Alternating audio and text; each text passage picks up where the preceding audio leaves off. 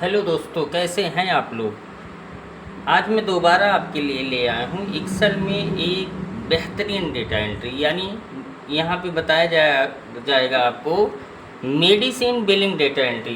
तो यानी मेडिकल से संबंधित जो बिलिंग किया जाता है, बिलिंग का जो डेटा एंट्री किया जाता है वो किस टाइप से किया जाता है। तो चलिए मैं आपको अपने लैपटॉप की स्क्रीन पर ऑलरेडी ले आया हूँ और यहाँ आप समझेंगे जो है कि मेडिकल का जो है डेटा एंट्री किस प्रकार से किया जा सकता है मेडिसिन का। तो यहाँ जैसा कि आप लोग देख पा रहे हैं, यहाँ बैच नंबर होता है। तो किसी भी मेडिसिन का बैच नंबर यहाँ पे आपको देखने को मिलता है।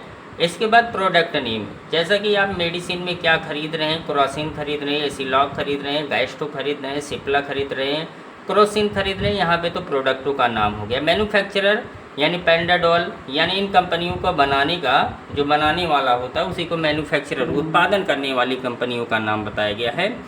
और यहाँ पे नेक्स्ट आपको देखने को मिलेगा एच कोड होता है, तो ये भी मेडिसिन में आपको देखने को मिल जाएगा। अब यहाँ पे जैसा कि देख रहे हैं आप परचेज रेट, तो परचेज रेट क्या है, इन यानी में क्रोसिन जो है पेंडाडोल कंपनी का जो है एक्शन कोड 466 से 523 जो दिया गया है। फिलहाल यहाँ आप कुछ भी दे सकते हैं, मैंने केवल आपको बताने के लिए यहाँ पर दिया है। यहाँ एक्चुअल में जो मेडिसिन का होता है आप वहाँ दिखा सकते हैं। यहाँ जैसा कि देख रहे हैं क्रोसिन मेरा परचेज रेट है 120 रुपया। 120 रुपया में इसे परचेज करता हूँ और कितने क्वांटिटी में, 100 क्वांटिटी में परचेज करता हूँ। इस पर जो MRP लगा हुआ है, ये MRP लगा हुआ 300 रुपये। अब सेल्स रेट देख लेते हैं। हालांकि MRP से एबव हम जो है सेल्स रेट नहीं बेच सकते हैं, लेकिन बहुत जगह लोग जो है अगर पूरा पत्ता नहीं लेते हैं, यानी पूरी मेडिसिन नहीं खरीदते हैं, एक पूरा पैकेट नहीं लेते हैं, तो लोग उसे रिटेल यानी फुटकर में बेच देते हैं, तो उससे उन्हें ज़्यादा बेनिफिट आता है। फिलहाल जैसे कि यहाँ MRP है तो आप 300 में बेच सकते हैं। मैंने यहाँ पे लिख दिया 375, तो इससे कोई मतलब नहीं। आप लोगों को ये बातें समझ में आ रही होंगी। अब यहाँ पे जैसा कि आप देख पा रहे हैं आगे जो है मैन्युफैक्चरर डेट, तो यहाँ कोई भी मेडिसिन जब खरीदते हैं तो वहाँ पे मेंशन किया जाता है मैन्युफैक्चर डेट क्या है, एक्सपायरी डेट क्या है, इस प्रोडक्ट को यानी इस मेडिसिन को बनाने का डेट क्या था, मैन्युफैक्चरर डेट क्या था, एक्सपायरी डेट क्या है। अब यहाँ जब परचेज अमाउंट निकालने की बारी आएगी तो यहाँ पे जैसे ही क्लिक करेंगे, देखिए परचेज अमाउंट कहाँ से निकलेगा, यानी E3, यानी यहाँ पे क्या E3 क्या दर्शा रहा है, E3 दर्शा रहा है परचेज रेट दर्शा रहा है। जैसा कि आप देख रहे हैं परचेज रेट दर्शा रहा है E3 स्टार F3। और ये क्या होगा, यानी परचेज रेट गुणे क्वांटिटी जैसे ही करेंगे आप, परचेज रेट गुणे क्वांटिटी, जैसा कि आपको फार्मूला यहाँ पे फार्मूला बार में दिखाई दे रहा होगा, E3 स्टार F3 है। तो यानी जैसे ही आप क्या करते हैं परचेज रेट गुणे क्वांटिटी करते हैं, यहाँ परचेज का अमाउंट आपको देखने को मिल जाएगा।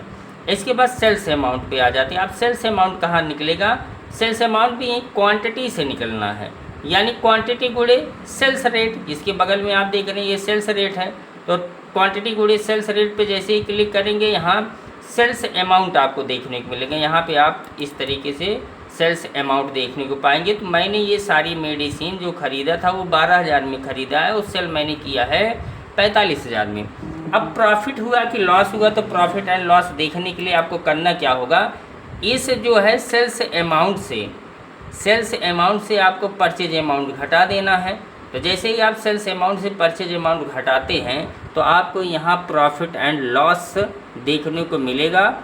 अब आ जाते हैं नीचे, तो नीचे आ जाते हैं। अब जैसा कि आप लोग देख रहे हैं टोटल अमाउंट, टोटल मुझे यहाँ परचेज का निकालना है, सेलिंग का नहीं, तो परचेज का अमाउंट निकालना है। तो आपको यहाँ से क्या करना है, टोटल अमाउंट यहाँ यानी के, जो ये के लिखा गया है, ये मेरा सेल नंबर जो सेल है, ये के जो है 3 है। इस सेल का नाम जो है एक K3 हो गया, जिसे नेम बॉक्स भी बोला जाता है, सेल नेम बॉक्स। तो यहाँ से लेकर आपको लास्ट सेल तक यानी K16 तक सिलेक्ट कर लेना। तो यहाँ पे जैसे क्लिक करेंगे तो आप देखेंगे इक्वल सम फार्मूला। तो क्या होता है, एक सेल से लेकर दूसरे सेल तक के टोटल वैल्यू को जोड़ने के लिए हम सम फार्मूले का प्रयोग करते हैं। यहाँ आपको कर देना है इक्वल सम, और K3 अनुपात K16 यानी 16 तक आपको जो है जाना है। और जैसे ही इंटर करेंगे तो टोटल मेरा परचेज अमाउंट यहाँ पे आपको देखने को मिलेगा। तो टोटल मेरा परचेज अमाउंट जो देखने को मिल रहा है 5,34,250 रुपया देखने को मिल रहा है। अब आ जाते हैं नीचे, अब इस पर 9 यानी CGST 9% लगा या GST 9%। अब ये लगेगा क्या, तो मेरे इसी अमाउंट जो 5,34,250 आया है, इसी में मुझे 9% GST निकालना है। तो मैं करूँगा क्या, यानी इक्वल के 17 और स्टार 9%, जैसे कि आप यहाँ फार्मूला बार में देख पा रहे होंगे, यहाँ फार्मूला बार में। तो आपको इसी सेल से टोटल अमाउंट से 9% GST निकाल लेना है। और यहाँ पर देखेंगे यस GST तो दिया गया है, यही आप जो है टोटल अमाउंट से यस GST भी निकालेंगे, तो दोनों का अमाउंट यहाँ पे आपको 9% सेम देखने को मिला होगा।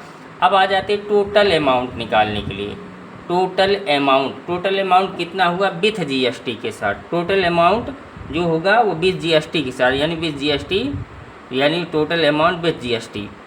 तो यानी अब GST के साथ अमाउंट मेरा कितना है, तो यहाँ पे आपको कुछ नहीं करना है, यहाँ पे क्लिक करेंगे तो इस टोटल अमाउंट में CGST SGST का अमाउंट ऐड कर देंगे। तो इसके लिए आपको कुछ नहीं करना है, इसके लिए भी आपको सम फार्मूला यूज करना है और इस सेल से लेकर इस सेल तक जो है आपको सिलेक्ट कर लेने हैं। और जैसे आप सिलेक्ट करेंगे एंटर करेंगे तो यहाँ आपको देखने को मिलेगा टोटल अमाउंट। तो यहाँ पर आपको 6,30,415 रुपया टोटल अमाउंट देखने को मिल रहा है, यानी 6,30,415 यहाँ आपको ओनली रुपीज़ देखने को मिल रहा है। तो ये वीडियो दोस्तों आप लोगों को कैसा लगा है, आई होप्स आप लोगों को ये वीडियो काफ़ी अच्छा लगा होगा। तो यदि आप लोग जो है वीडियो अच्छा लगता है हमारा, आप लोगों से हमेशा हम निवेदन करते हैं कि जो भी स्टूडेंट है या जो भाई या जो मेरे बहन हैं, कम से कम आप लोग एक छोटा सा कमेंट कर दिया करिए कि हाँ सर आपका ये वीडियो हमें अच्छा लगता है। या जिसको भी एक्सेल में जहाँ प्रॉब्लम हो रहा है वो कमेंट बॉक्स में मैसेज डालें, मैं मैसेज ज़रूर देखूँगा। उस टॉपिक के ऊपर मैं एक नया अपना वीडियो बना दूँगा। तो आप लोगों से हम चाहते क्या हैं, आप लोगों से हमें कुछ नहीं चाहिए, बस आप लोगों का यही प्यार बना रहे। बस वीडियो को ज़्यादा से ज़्यादा लाइक शेयर कर दिया करें, ताकि इस मेरा भी हौसला बना रहे। लोगों के लिए मैं कुछ ना कुछ चीज़ें नई चीज़ें सीखने के लिए लेकर आता रहता हूँ। तो मैं आप लोगों के लिए ही वीडियो बनाता हूँ, ना कि अपने लिए बनाता हूँ। जिन बच्चों को एक्सेल में डेटा एंट्री हार्ड लगता है कि बहुत ज़्यादा हार्ड है, तो कुछ भी नहीं, बहुत इजी है। तो दोस्तों आप लोग जो है वीडियो को ज़रूर शेयर और लाइक सब्सक्राइब कर दिया करिए। जय हिंद, जय भारत।